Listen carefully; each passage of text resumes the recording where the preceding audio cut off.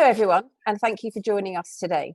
The topic of our conversation today is going to be around what is it like for a leader to change jobs and onboard in this brave new virtual world that we find ourselves in. I'm delighted today to be joined by Nancy Tichbon, who is an amazing leader that we are very proud to have been instrumental in helping her to become the new MD of Canada for Sage. As many of you already know, Sage is the global market leader for small and medium businesses, providing them with technology and solutions to manage their finances, operations, and people.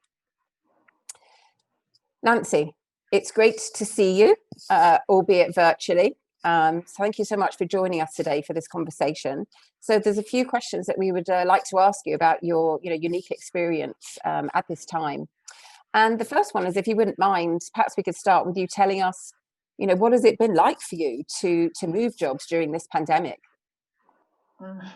Good question. I think you probably remember when we went through it, just making a decision to leave an employer and, a job that I loved, and making that decision during lockdown where you don't get to meet people in person or go to a company's office and see the culture. And so, what I really learned from the experience is during these lockdown times, it really is the little things that you need to do during the hiring process that really make all the difference in attracting great people. So, yeah, I can imagine. I mean, what might some of those little things be that, amounted to being enough for such a high performer as yourself to actually, leave your current employer at such a time? Yeah, you know what? The first one, Elaine, I met a lot of people, and not in a, here we go again, same old question way, because what I found at Sage, and it's true, is every person I met, they were debriefing the next person, and it was like they were building this dossier on me. And then everyone was reading it before they were talking to me. So every conversation became new. And so I was truly learning with every single interaction that I had. So I'd say that's the first one. And then, as we all do, I did a lot of research online. And so your company's social presence right now matters more than ever before, because it might be the only true interaction you get to really feel what it'll be like to be there. And so our CEO at Sage, Steve Hare, he's very vocal on social, one about our business, but also in this really personable way. And then that becomes cultural. And so now there's many Sage colleagues doing the same thing. And so I was, able to learn about the many awards that we've won, or the fact that we have employee perks, such as our colleague foundation days, where every employee gets to be paid 5 days a year to go give back to the community. And so, it was really easy to learn the culture online without being there. And then I'd love to say, I think the icing on the cake, there were two very powerful interactions for me during the hiring process. One, our COO actually texted me on International Women's Day, one, to recognize me, but also just to reach out and say, look, if I have any questions, he was there for me to ask, and then also that he was really looking forward to me joining Sage.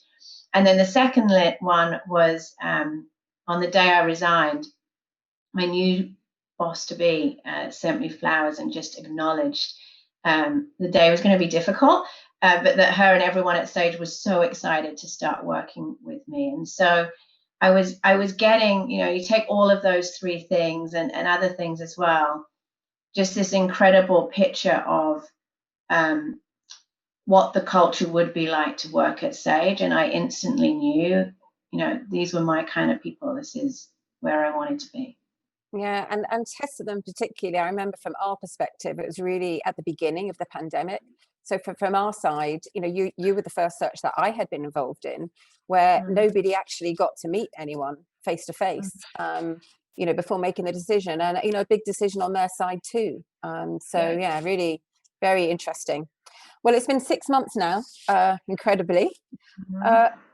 What did the organization do well, and what have you learned about leadership, during this onboarding time for you?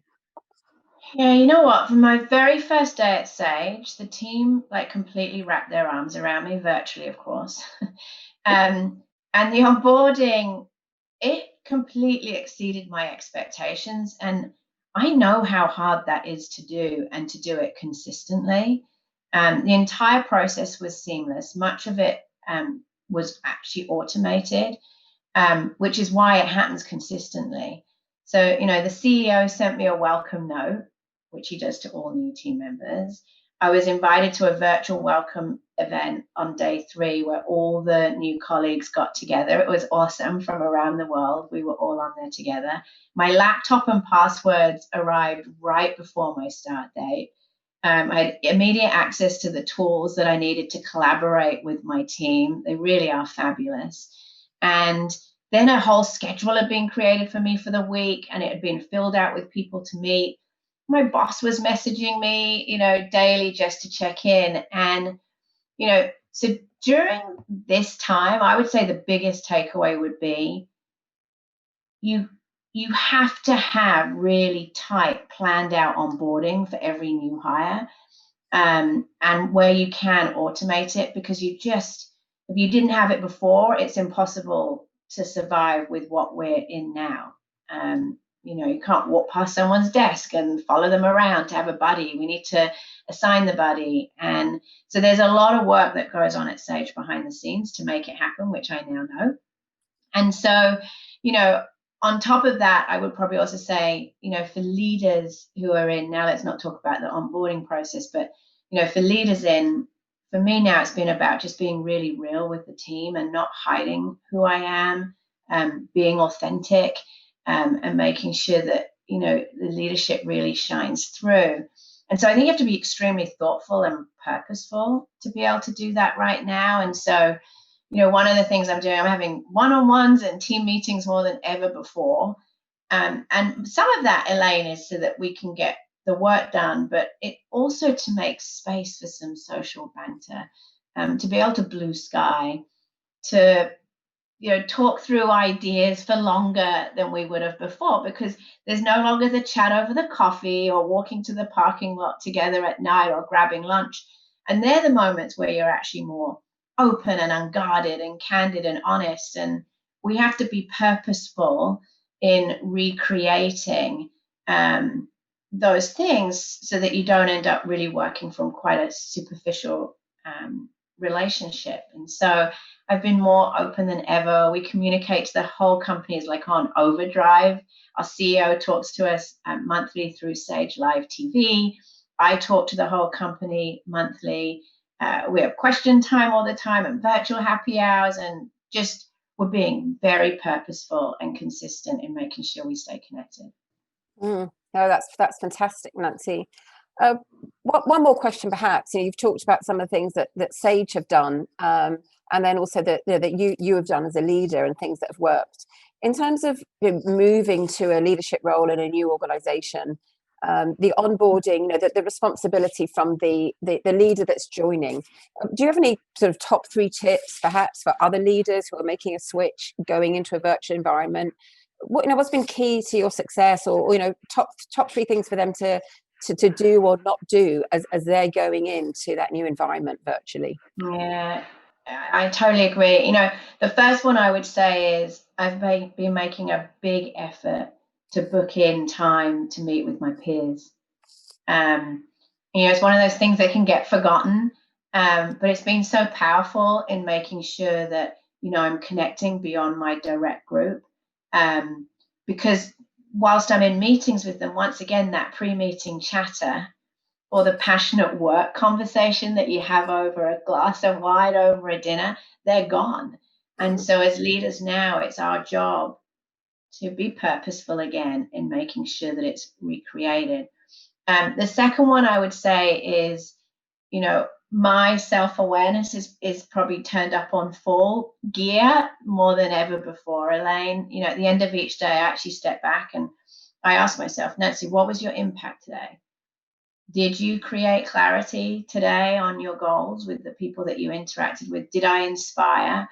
I've even got those questions written on a Post-it note in my home office, because, more than ever, the team are looking out to its leaders to find belief and assurance, in the future.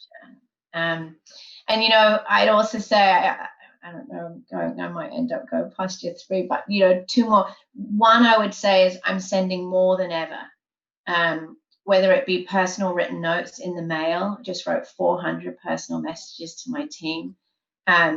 Sending someone sushi for a lunch date, or whatever those things are.